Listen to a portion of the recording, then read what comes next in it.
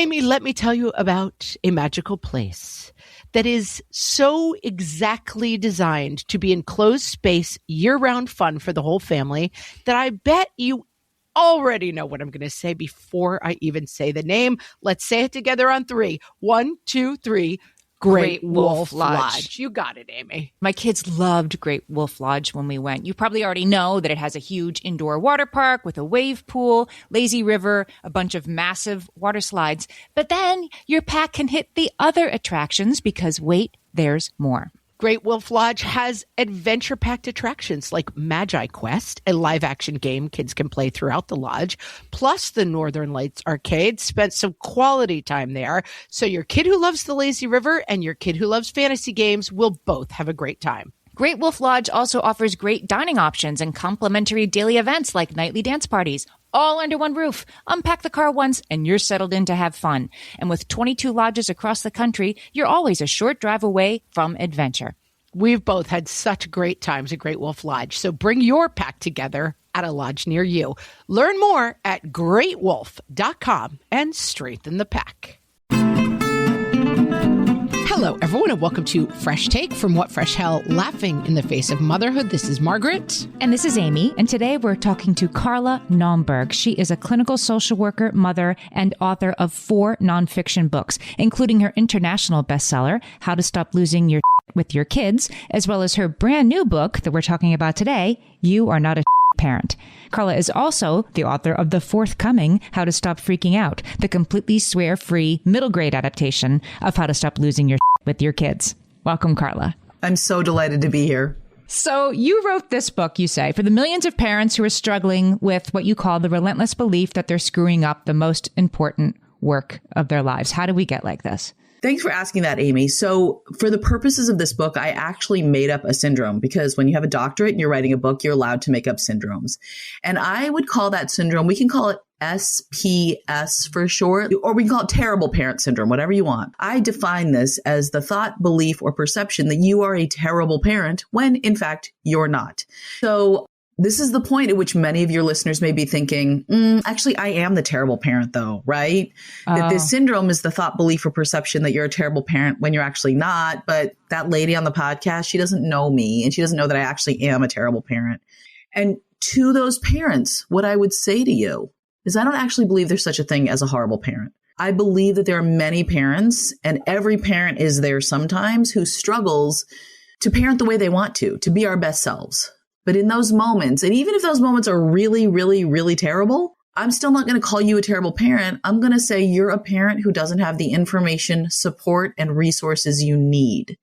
And when we frame it that way, instead of just labeling people and leaving them feeling like garbage, what we can do is say, what is the information? What are the resources and the support that you need?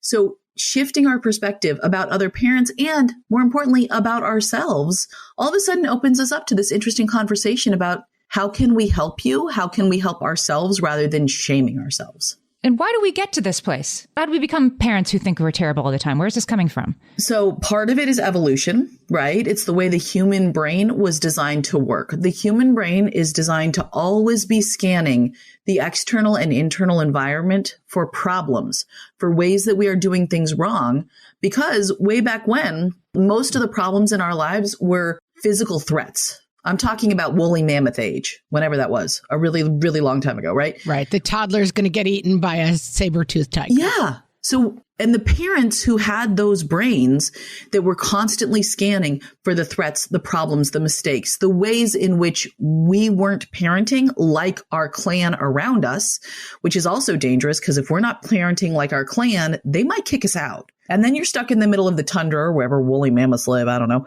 all alone, and you're not going to survive. So we have this brain that is designed to look at the squiggly thing on the ground and decide it's a snake, not a stick. And now that translates thousands of years later to this brain that looks at a problem with a kid, a screaming kid, and decide there's something wrong here that I need to fix. And if I can't fix it, I'm a bad parent. instead of thinking, maybe that's just what happens when you have a kid and you're a human in this world. Sometimes you break down in tears, adults and children alike.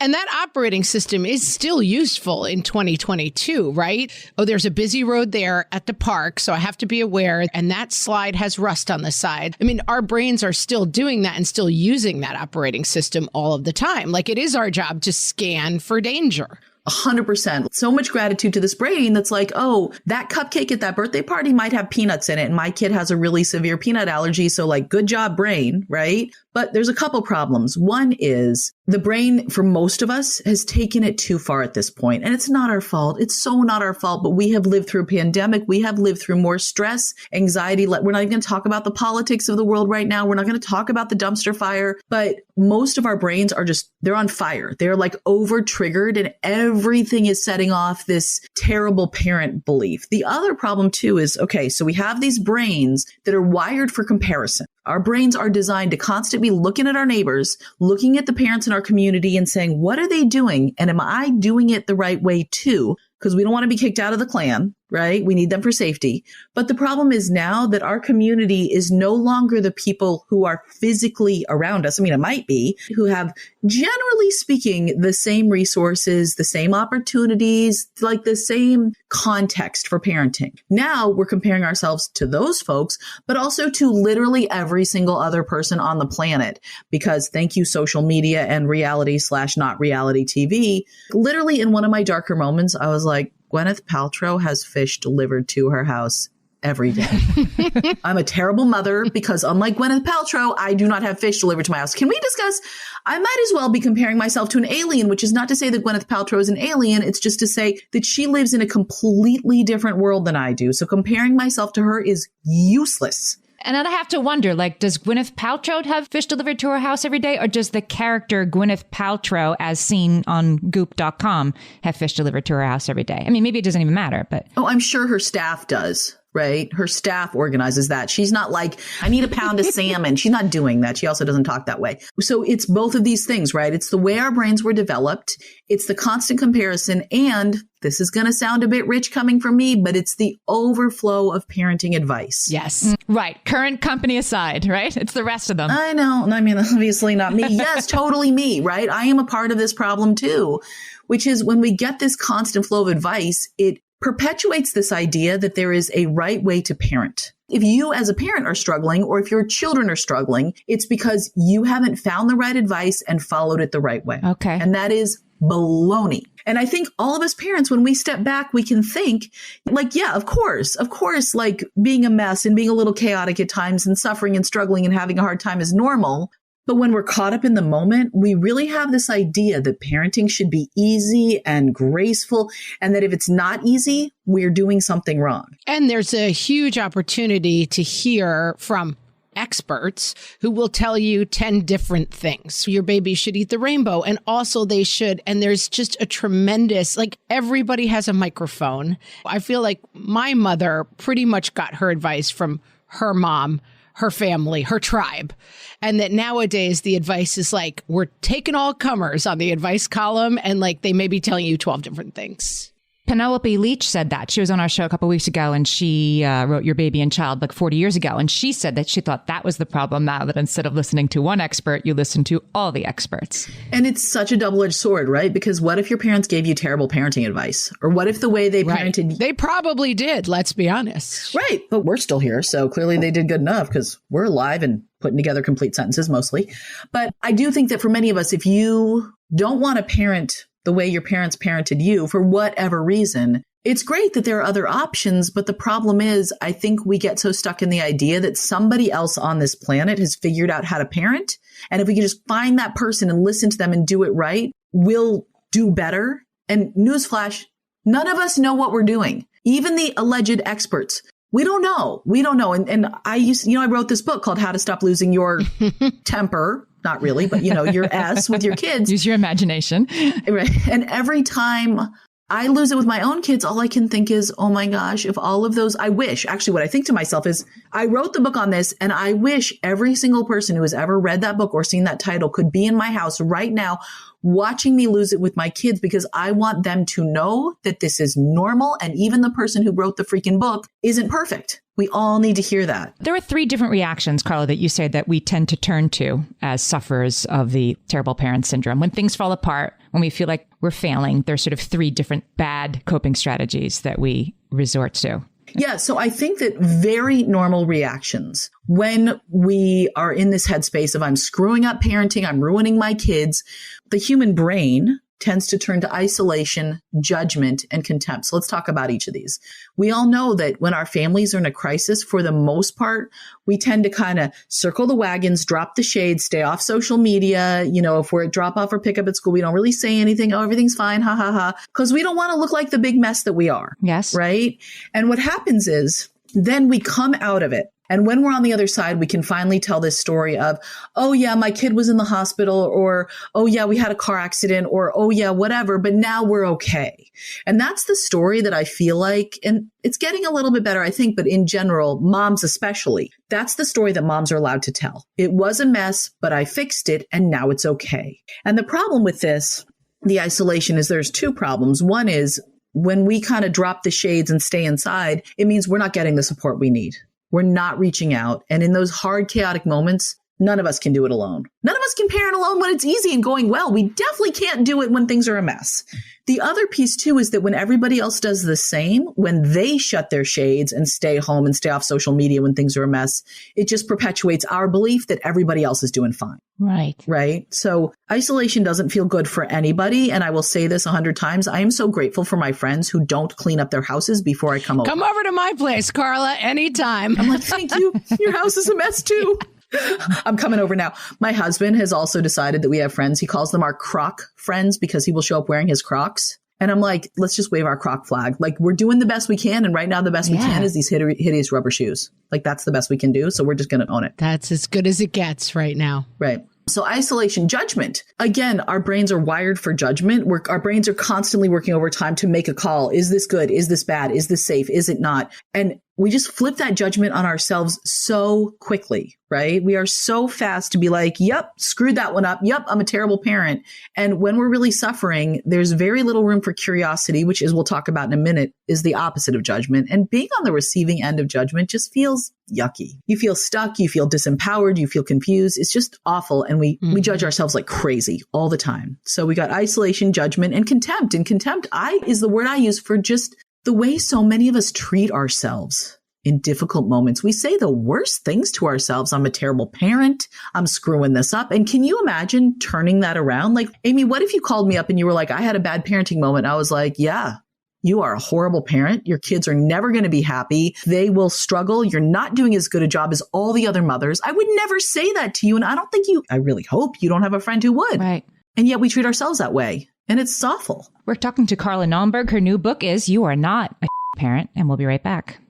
Hellions, it's time for some spring cleaning, and I don't just mean the coat closets. Doing your financial spring cleaning can actually be super easy when you let Monarch do your financial spring cleaning for you. One dashboard that gets your entire financial life organized. No more clutter, no more mess, no more logins scattered everywhere, just accounts, investments, property, and more, all in one place. Get your first year of Monarch for half off, just $50 with promo code FRESH. Monarch allows you to look not only at what you've already spent, but also to plan for the future. With Monarch, you can set savings goals, plan for big purchases, and notice spending trends before they become a problem. I can generate cash flow reports that show me what we spent this quarter, this month, what we're probably going to spend next month, and feel prepared, organized, and knowing how to plan for the future. No more surprises and a lot more clarity. Try Monarch. Use code FRESH at monarch.com to get your first year half off at just $50. That's 50% off your first year at monarch.com with code FRESH. Amy, when I'm having a good hair day, it usually makes my whole day better. And that's why on every day, I'm taking Nutrafol. Nutrafol is the #1 dermatologist-recommended hair growth supplement brand. And it's the #1 hair growth supplement brand personally used by dermatologists. Nutrafol's hair growth supplements are peer-reviewed, NSF certified for sport, and clinically tested. Nutrafol offers multiple formulas for men and women, tailored to different life stages and lifestyle factors, so you get support that's actually right for you. Adding Nutrafol to your daily routine is easy. Order online, no prescription needed, with automated deliveries and free shipping to keep you on track. Let your hair be one less thing to worry about. See visibly thicker, stronger, faster-growing hair in 3 to 6 months with Nutrafol. For a limited time, Nutrafol is offering our listeners $10 off your first month subscription and free shipping when you visit Nutrafol.com and enter promo code LAUGHING. That's Nutrafol.com, spelled Nutrafol.com, promo code LAUGHING.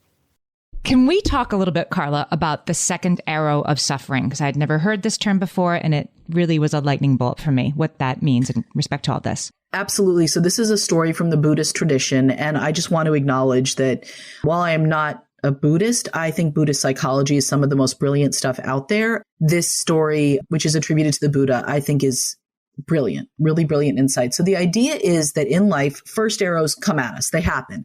And first arrows are the things that happen to us. You know, a kid fractures an ankle. We get a flat tire in the car. We get a bill we can't pay. A mother-in-law gets sick.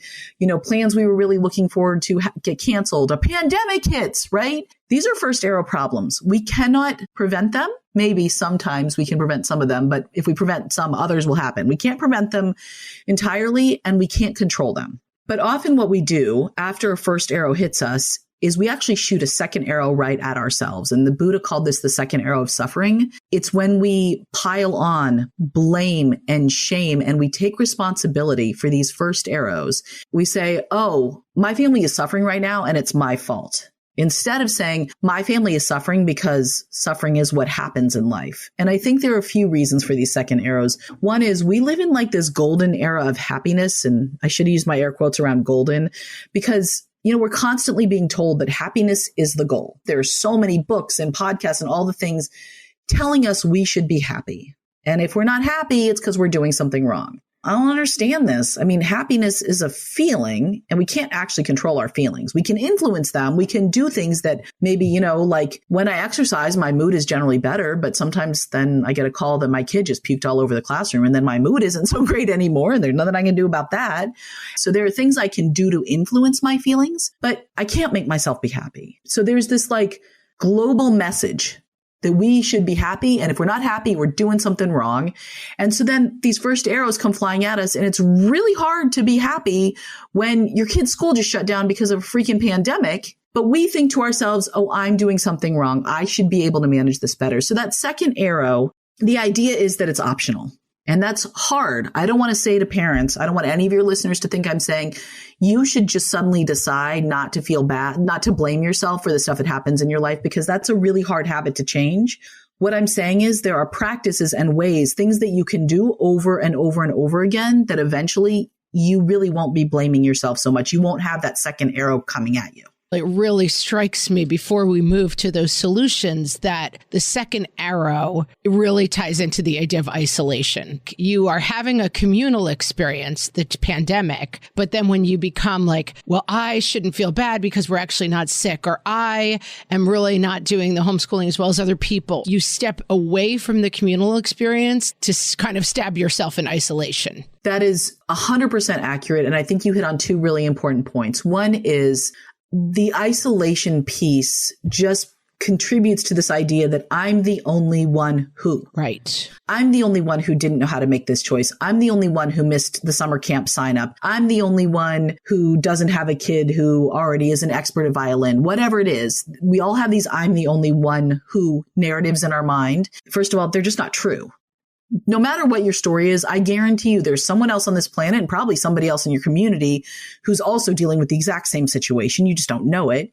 And secondly, whether or not they're true, they're not helpful. They're leaving you in this really stuck place of blame and shame and isolation. And I think the other thing that you pointed to, Margaret, that was so important is how often we parents take individual responsibility for societal problems. Mm-hmm. Right. So when the pandemic first hit, I had parents who were emailing me saying, so how exactly am I supposed to work a full-time job while I have a 3-year-old at home? Like, can you give me some tips for doing that? And I was like, right. Nope. There are no tips because that's not a thing any human being can do. And if I said to you, here are some tips, that would imply that you should be able to do this. And it's not possible. So I think, again, this is where the isolation is really a problem. And for a lot of people, the job said, like, why can't you do this? I mean, they weren't just inventing that either. I had a whole thing at home of, you're going to hear my kids sometimes on my spouse's Zoom calls. And sorry, because the other way is just not a realistic expectation. It wasn't even just like us putting it on ourselves. But when you have this sort of like meta emotional state, the second arrow you're taking on, like that school closed down and you're dealing with your kid having to learn at home with you next to you while you're trying to do your job is impossible. You're feeling guilt about that, right? Or overwhelmed about that, and then feeling bad that you're overwhelmed. That's the second arrow or the 18th arrow, whatever. You're pouring more arrows on yourself. But that does also, it occurs to me, make it a lot harder to deal with what's in front of you, that you have actually have more to do than you can get done. And your kid is struggling and you're struggling, that you feel bad that that's happening. It gets in the way of you doing what you need to do sometimes. 100%. So let's think about this. You've got this first arrow that happens to you. Let's just say, your car got a flat tire. And you have a million places to go and you got a flat tire. Okay, that's a first arrow. So when you get all obsessive about like, oh, I should have stayed on top of this. If we had more money, I could have had a second car. Or if I had actually gone and gotten my car to the 100,000-mile checkup or whatever, this wouldn't have happened. Like, you can find a million ways to blame yourself. And when you're doing that, you don't have the brain power to think about, how am I going to solve this problem? Do I need to call AAA? Do I need to call my parenting partner? Do I need to cancel meetings? Do I need to set up a carpool for the kids? Like, your brain can't go there. And so when I talk about self-compassion, which is really the antidote to all of this, one of the many benefits of it is that when we respond to our situation, whatever it may be, with compassion, that gives us the headspace to think clearly about the situation, right? And when we can think clearly about what's going on, we can make better choices about what to do next. And sometimes the best thing to do is just take a moment and go sit in the corner and cry, right? Sometimes that's what we need to do. But sometimes the best thing is to make a phone call or to put your kid in front of the TV so you can problem solve or whatever it is. Whatever we do from that space of clarity is probably going to be more effective than the knee-jerk reaction we have from the space of, I'm terrible, I'm a mess, and then we just do something. And it allows us to exist with some context in our lives too, because this is the problem that I get into. Oh, my kids are in front of the TV and eating their fourth pizza of the week for dinner because I'm a bad person and a bad parent. But realistically, they're usually doing that because I have an ill parent or I have a bad situation, that this is not actually a judgment on who I am as a person. It's a reality that is happening right now in my life. 100%. Yeah. But I don't know why that's so hard to see. It's so hard to see because nobody else is providing us with that context. And you use that word, Margaret. It's such an important word. When the only context we have for making sense of these crazy making moments is seeing every other parent with their beautifully arrayed hot meal every single night that's the rainbow on the plate, that's what comes to mind for what a quote unquote good parent does. I will tell you, one of the best moments in parenting for me was when my therapist said to me, hey, Carla, I know this woman and she's an amazing parent in all these ways. And she listed out the 27 ways, whatever. And then she goes, and this woman has never cooked a meal for her kids in her life. She orders out everything. She has everything delivered. It's all frozen. And I was like, oh, that's a thing. And it was such a beautiful thing to have someone I really trusted say to me, there are so many different ways to be a great parent, and you can't be a great parent in all of them. I don't cook for my kids. I have a parenting partner, thank goodness, who cooks for my kids. But when mommy's on dinner night, the girls are like, yeah, boxed mac and cheese tonight. And I'm like, that's right, girls. That's because that's what mommy makes. Like, I'll give them an apple or a pepper sometimes because I know they need like vegetables. Sometimes. Right? Sometimes. But I'm fortunate that I have a partner who can pick up the slack, and I took them to swim lessons, which he doesn't want to do. And so to all the single parents out there, I will just say so much more compassion to you, because what we know is you're not a bad parent. You are a parent who doesn't have the information, support, or resources you need. And sometimes those resources are external, right? Their money, their health insurance, their access to a high quality school system. And sometimes they're internal. Margaret, you were mentioning maybe you're taking care of someone who's sick, maybe whatever's going on. And in that moment, you just don't have the internal resources to put together a hot meal and sit down at the table with your kids. And that's okay. I have a friend at a pickup once for school, a drop off for school. We're the late moms. We were both getting there late. And her son said to her, Mom, I just can't stand that we're always late for school. And she just said in this very funny Southern way of her, she was like, well, honey, if you wanted to be on time, you needed to pick a different mommy than me. Her ability to just say like, that's not who I am, kid. That ability to separate, it just was mind boggling to me. I love that. And I just wish that voice could be in every parent's head, because yes, learning to treat yourself with self-compassion is like learning to speak a new language in a few different ways. First of all, if no one has ever spoken this language of compassion to you, of course you don't speak it. And my parents didn't speak self-compassion to me because nobody spoke it to them, because nobody spoke it to them. So I didn't grow up speaking this for the same reason I didn't grow up speaking Greek. It just wasn't a thing that was, talked about in our house. And in all honesty, it's not a thing that was talked about hardly at all in Western culture until very recently, like maybe the past decade. And as you make the point in the book that self-compassion, we call it tweet on this show, but tell us a little bit about your first reaction to the term self-compassion and what you thought it meant. Oh, I thought it was gross. I was like so not into it. I had reluctantly signed up for a mindfulness-based stress reduction course because I was trying to figure out how to be more patient, aka not lose my temper with my kids. I was like a hostile witness in this class. I was totally not into it. I didn't want to be there, but I didn't know what else to do. And then they started talking about self-compassion and they were like, you need to send yourself happy wishes. No, you need to put your hand over your heart and send yourself happy wishes. And I was like, don't roll your eyes. Don't roll your eyes. You're in a public space. People can see your face. Don't roll your eyes. Because I am very much a type A, get things done, take care of business. And I was like, happy wishes are not going to solve that problem. But I also was realistic that everything else I had tried wasn't working. And so I tried to listen to what they were saying. And it turns out they were right. Right? Like, I still don't put my hand over my heart. Hate it when that happens. It's so annoying. But look, I still don't put my hand over my heart because to me, that doesn't feel authentic or meaningful. And so I think one of the cool things about self-compassion is finding the way you speak this language, finding your own words. But what I realized is when we start to learn a language, you have to sort of say and practice the words before they're meaningful to you, right? And sometimes it's hard to wrap your mouth around, like it's literally hard to get the words to form if you've ever tried to speak this language. And over time, you just keep doing it until all of a sudden one day you hear that voice in your head in another language. And so I was like, fine, I will do this loving kindness meditation and I will spend time trying to notice. I was very bitter about it. I was very cranky back then. I still kind of am, but I will spend time trying to notice this contemptuous, rude, obnoxious voice in my head that's so judgmental. And when I started noticing it, I was like, oh my gosh, I treat myself so poorly. I don't want to do that anymore. And I tried to notice those thoughts and then respond to them with kindness. We're going to take a break. We're talking to Carla Naumburg, the author of You Are Not a Parent, How to Practice Self-Compassion and Give Yourself a Break. You know that thing where you get an amazing pair of shoes at a really great price and want to tell everyone about it? Yeah, so do we. Here at Designer Shoe Warehouse, we'll give you something to brag about, like the latest styles from brands you love, or the trends everyone's obsessing over, or shoes that make you feel like, well, you. So go ahead, show off a little. Find shoes that get you at prices that get your budget. Head to your DSW store or DSW.com today. DSW. Let us surprise you. All my kids learned to swim when they were little. It was super important to me that they be confident and safe in the water. There was only one problem with that, taking them to swim lessons. I mean, the pools were freezing. There were always cranky adults doing laps right there. And it was definitely not, for any of us, what you would call fun. Amy, heard. But now there's Goldfish Swim School. Goldfish takes a really thoughtful approach to swim lessons, combining research-based teaching with a warm, kid-friendly environment that actually helps kids thrive in the water. Every detail at Goldfish is thoughtfully designed to create a golden experience, from shiver-free, warm indoor pools to comfy waiting areas for parents to professionally trained lifeguards on deck. Goldfish uses an approach called the science of swim play, which combines guided play with proven teaching techniques to help kids learn to swim, build water safety skills, and gain confidence all at their own pace.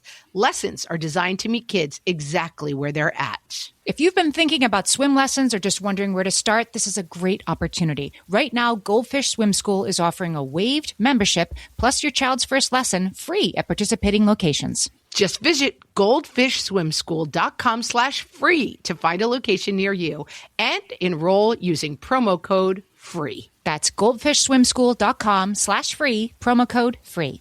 So in talking, Carla, about this voice that is coming into our heads, I was having a terrible week last week, and I said to my husband at some point, I just feel like I'm doing a terrible job. I'm being a bad wife. I'm thinking you're mad at me. And he said, oh, because here's what I see. Like, you started your new course that you're teaching and you were busy with that. And he was able to reflect back to me, like, that's not what I'm seeing. I'm seeing something different. But I think that voice that says we're doing a bad job is so shameful that we just hold it closer and closer rather than kind of letting it out and letting other people defy it for us. That is very true. And my wish for every parent is that we can have someone who will speak the language of self-compassion to us when we can't find the words. And I love that your husband was like, that's not what I'm seeing here. And he didn't just say to you, oh no, I love you, you're great, because you would have been like, blah, right. blah, whatever. I mean it. Right. Or at least I would have. But he was actually able to offer you this reframe. And that's something that the more you spend time with and talk to people and open up to people and be vulnerable with people who can do that for you. And I'm not saying to every listener that you should go out and drop your story on the first person you see at the playground at pickup. Please don't do that. Please don't. Don't do that. But if you can find those people in your life who are going to show up and really listen to what you're saying and reflect back to you a different, more compassionate, kinder version, that's such a gift. And it's really kind of this beautiful self-reinforcing cycle, because the more other people do it for us, the more we can do it for ourselves, and then the more we can do it back for other folks. Before I became a parent, and in my early years of parenting, I was so judgmental of other parents. I could judge any other parent for anything they were doing, how they were feeding their kids, which stroller they bought, like which activities they were doing or not, because that was coming from the place of me judging myself 100% of the time. And once I started practicing self-compassion and I stopped judging myself, I find that when I see other parents out in the world making different choices than I would make, my interpretation of what's going on for them is completely different. I see a parent struggling with their kid and I'm like, oh, that parent must be having a hard day. They must be dealing with a lot right now. I no longer have that voice in my head that looks at them and says, oh, they're a terrible parent, because that's just not the language I speak anymore. I don't want to. I want to drill down on what self-compassion is a little more, because it isn't just put a hand over your heart and sing yourself a happy wish, which sounds at once simplistic and impossible. But this is actually something that's much more concrete. There's a lot of research in this, and I want to really give kudos to Dr. Kristen Neff, N-E-F-F, out of Texas, and Dr. Christopher Germer in Massachusetts, who have done some really groundbreaking research on this, and their work inspired mine. So for me, I define self-compassion as having sort of 3 practices. And when I say practice, what I mean is a thing you're going to start doing, and you're going to be really bad at it when you start, because that's what it means when we start practicing something new. But if you keep with it over time, it will get easier and you will get better at it. So if the first time you try this, it seems weird or doesn't produce the desired result or whatever, good job. That's exactly what we would expect. You're not doing anything wrong. So the 3 practices are connection, curiosity, and kindness. And I go through each of these in the book in so much detail. But when I'm talking about connection, what I mean is connecting to those folks in your life, like Margaret's husband, who will respond to you with this really compassionate perspective. But I also mean connecting. I talk about connecting to common humanity, which is a phrase from Kristen Neff, which means just remembering that you're a part of the human race and you're not the only one who. So now when I'm having a rough parenting day, instead of saying to myself, I'm a horrible mother, what I say to myself is, parenting is hard for everyone, right? And just that little shift is like, oh, I'm not alone and I'm not the only one who's screwing this up. This is something that's really hard for all of us. And just because something is hard, that doesn't mean we're doing it wrong. It just might be that it's hard. Like parenting is hard no matter how you do it. So that's connection. With curiosity, it's really the opposite of judgment. Instead of looking at a situation and making a judgment call about how badly we've messed it up, can we get curious about what's going on for us, what's going on for our kids, and what we all need? And notice I didn't use the why question in there. I don't really love the why question in these situations, because we can say, well, why did I do that? I don't know. Sometimes I do really dumb things for no clear reason. Sometimes understanding the why is useful. And that's often a great thing to talk to your therapist about. But sometimes understanding the why isn't that helpful. The question is, what do I need? When my daughter was in preschool, we took her and her younger sister to one of those village days where they have the bouncy houses and, you can buy stuff and snacks and whatever. And we spent 3 hours going on the big inflatable slides and spending $7 so she could, throw an arrow and get a 30-cent toy and all these things. And after a few hours of totally indulging these kids, my daughter had a complete meltdown. And I was like, she is a horrible child. She is so entitled and spoiled, and it's all my fault. She's selfish, and I've screwed her up, and she's just going to be the most self-entitled little spoiled brat ever because of me. Judgment, judgment, judgment. And then somehow, for some amazing reason that I cannot tell you why, because I don't know why, my brain switched, and I got curious. What's going on? How have we spent the day? Totally forgot to feed the child. She's not doing this because she's a sociopath. She's doing this because she needs a sandwich. And so when you can get curious about a situation, sometimes you can get some really useful answers that all of a sudden completely shift your perspective. Or not, like you say in the book, and I thought this was really insightful. It's the noticing. It's the being curious. That is the point, right? Like, there's a second arrow here. I thought there was only one. There's actually two. That's noticing. That's curiosity. You don't have to know what the second arrow is made of, or like you said, how it got there or why you like to throw them. Just notice that there are two arrows. And curiosity is an inherently kind practice, right? Because it's saying, I care about you enough that I'm interested in what's going on for you. And I'm not scared of what we might find. I can show up and say what's going on. And I don't actually think the answer is that, like, what's going on is that I am a deeply flawed and broken person who will never do any better. Like, I don't actually, when you practice self-compassion, that's not the answer you're going to find. So it feels safer to ask these questions. Now, what I will say is that to the listeners out there who have a trauma history, curiosity can be scary and a little destabilizing. So in that case, stick to connection, stick to kindness. And if you want to do some curiosity work, either do it very present moment oriented. Where am I? What's going on? What's actually happening? And what do I need in this moment?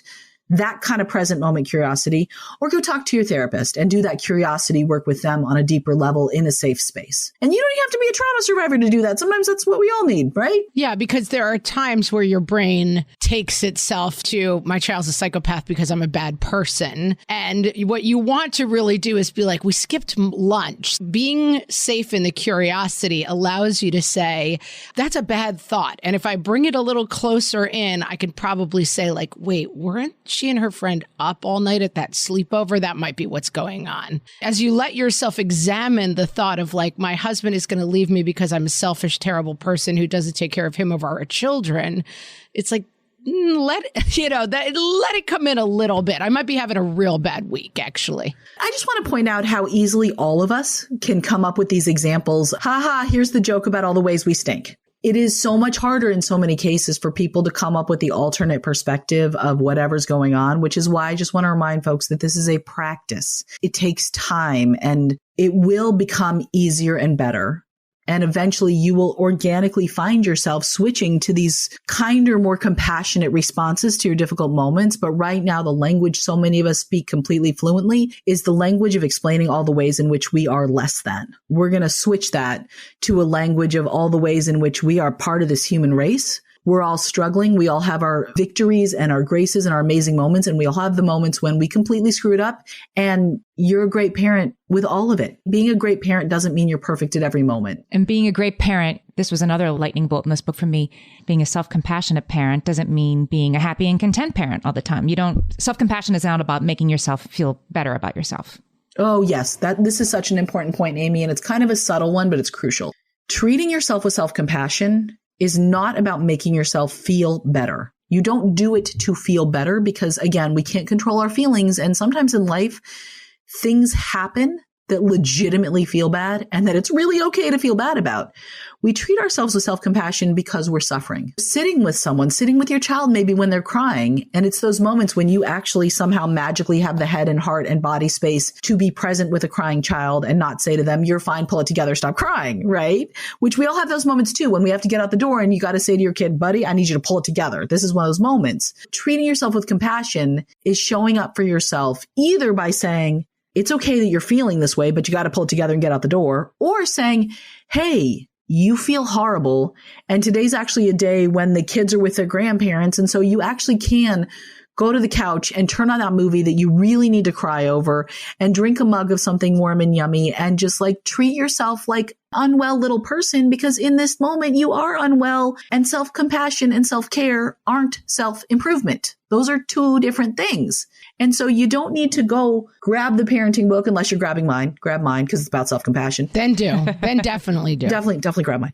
No, but you don't need to grab the parenting book or call the expert to try to solve this problem right now. You got this first arrow wound and you just need a little tenderness. You need a little care, and that's okay. And to the parents out there who are like, yeah, I don't have that day. I don't even have that hour when my kids are out of the house and I can do this. I say, yeah. And that's when, again, instead of blaming yourself, yet another opportunity for self-compassion. My mom would call those hot bath problems. She's like, just take a hot bath. That's all you can do. It's a hot bath problem. Oh my gosh. I love your mom. Yeah. She was also an MSW. She was great. She really knew what she was talking about. And we all have those moments when there's no fix. There's no solution. And all we can do is like, what is the support or comfort? For me, it's like a kitty in my lap problem. I just need like 5 minutes with my cat in my lap. And then I can marshal kind of the internal resources to get up and deal with it. Yeah, I love that hot bath moment. I'm going to like Perfect. hat tip Margaret's mom. That's amazing. We've been talking to Carla Naumburg. Her new book is You Are Not a Parent, How to Practice Self-Compassion and Give Yourself a Break. Carla, tell our listeners everywhere that they can find you. I am online at carlanaumburg.com. You can also hang out with me on Facebook or Instagram. We will put links to everywhere you can find Carla and her books, plural. Carla, thanks so much for talking to us today. This was a great conversation. Yeah, I love this. I really enjoyed this, and thank you all so much for everything you do on behalf of parents. We're very lucky to have your voices in our ears. Thank you. Oh, thank you.